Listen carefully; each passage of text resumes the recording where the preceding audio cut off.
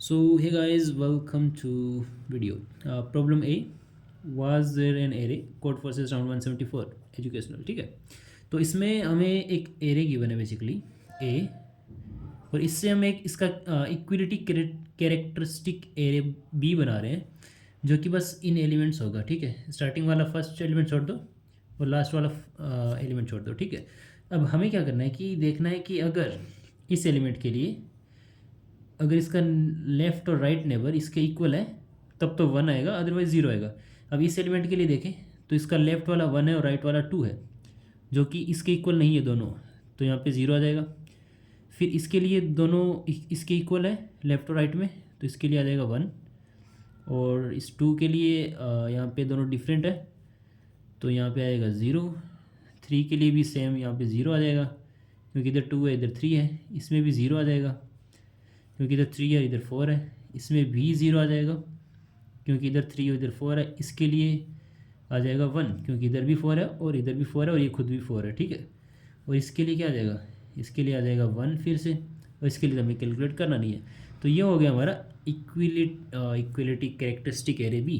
ठीक है, तो इसका हमने कंस्ट्रक्ट कर दिया ये, बट हमें इनपुट में ये एरे गिवन है और हमसे ये पूछा है कि क्या हम उसके लिए कोई एक वैलिड एरे बना सकते हैं या फिर नहीं बना सकते।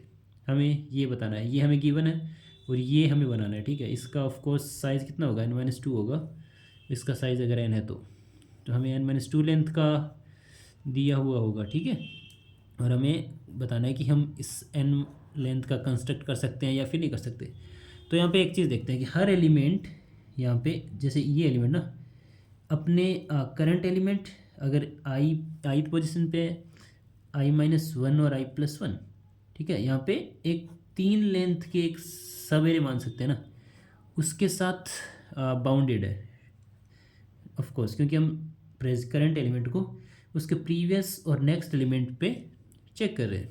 ठीक है, तो हमें बस ये देखना है कि अगर देखो हमें एक तीन लेंथ का एक सीक्वेंस चेक करना है। ठीक है, उसमें से कौन सा वैलिड सीक्वेंस है कौन सा वैलिड सीक्वेंस नहीं है उसके हिसाब से। जैसे इसमें देखें तो ये सब वैलिड सीक्वेंस है क्योंकि यहाँ से हमने इसको बनाया है गिवन एरे से, ये बनाया, तो उस हिसाब से हम देख सकते हैं कि 0 1 0 वैलिड सीक्वेंस होगी। ठीक है, और 1 0 0 भी वैलिड सीक्वेंस होगी, और 0 भी वैलिड सीक्वेंस है, और 0 0 1 भी वैलिड सीक्वेंस है, और 0 1 1 भी वैलिड सीक्वेंस है। ठीक है, तो उस हिसाब से हमें चेक करना है कि कौन सा वैलिड सीक्वेंस नहीं है।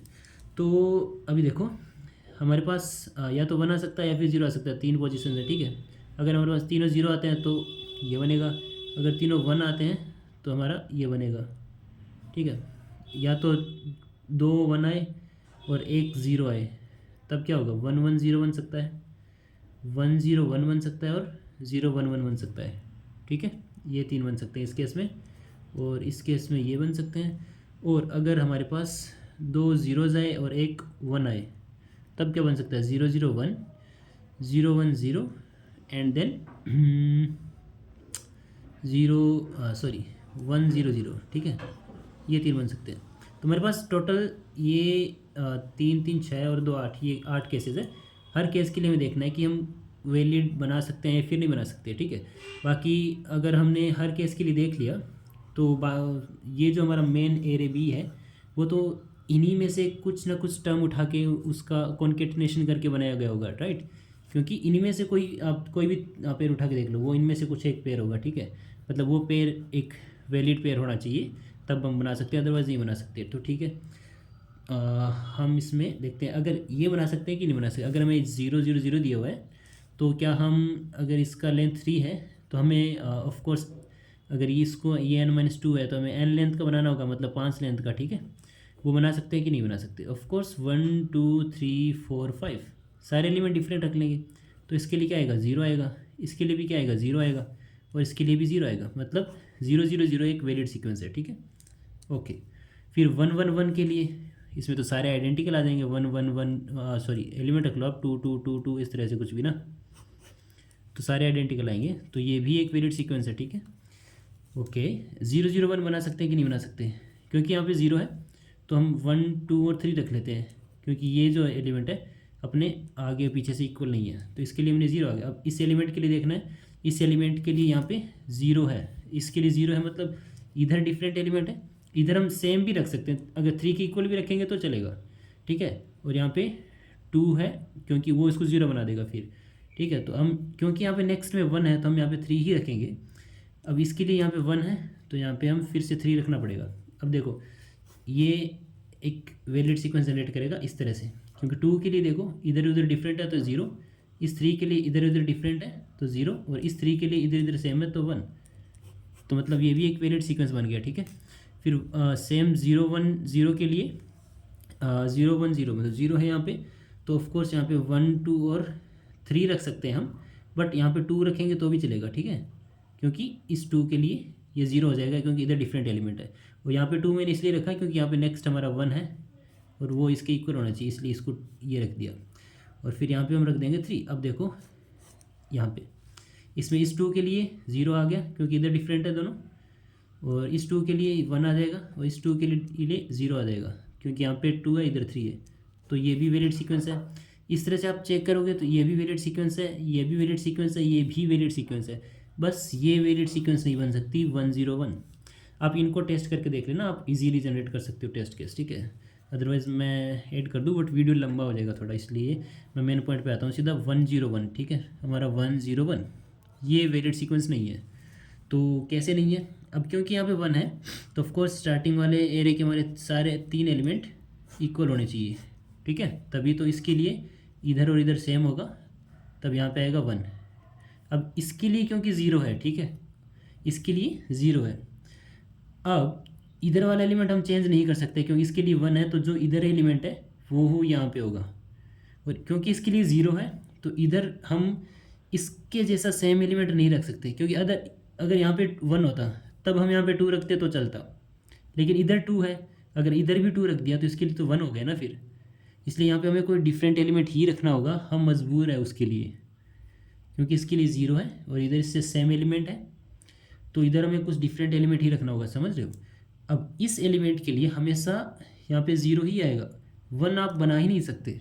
अगर आप इसको 1 बनाने की कोशिश करोगे, ठीक है, इसको अगर 1 बनाते हो, सपोज यहाँ पे अगर 2 रख देते हो तो फिर ये 0 नहीं रहेगा, क्योंकि देखो इधर भी 2 है इधर भी 2 है, तो ये 1 बन जाएगा, समझ गए।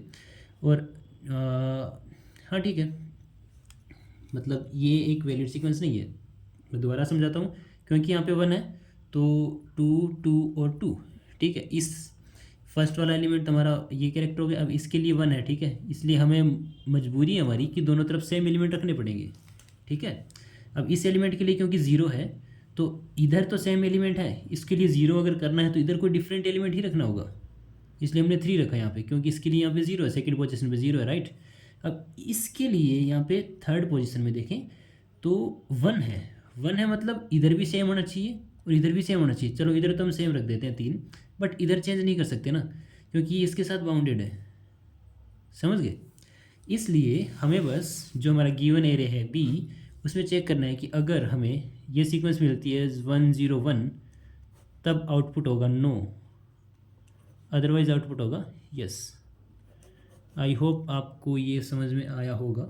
वीडियो वैसे भी थोड़ा लंबा हो गया, 9 मिनट का हो गया।